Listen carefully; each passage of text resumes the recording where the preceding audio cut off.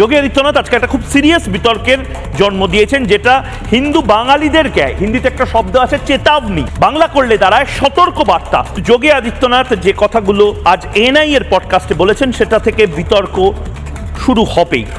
100 हिंदू परिवारों के बीच में एक मुस्लिम परिवार सबसे सुरक्षित रहता है, लेकिन मैं कहता हूं 100 परिवारों के बीच में एक हिंदू की बात तो दूर करिए, 100 मुस्लिम परिवारों के बीच में 50 हिंदू सुरक्षित रह सकता है क्या?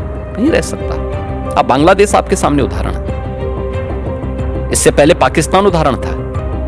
ये चीजें दिखाती हैं और होशियारी यही है कि कहीं धुआं उड़ रहा हो या किसी को ठोकर लग रही हो तो हमें ठोकर लगे इससे पहले हम संभल जाए। যোগী আদিত্যনাথ বললেন যে দূরে কোথাও আগুন লাগলে বা ধোঁয়া দেখা গেলে আমরাও অন্য গ্রামের লোকেরা সতর্ক হই। বাংলাতে আমরা একটা কথাই বলি যে কেউ দেখে শেখে, কেউ ঠেকে শেখে।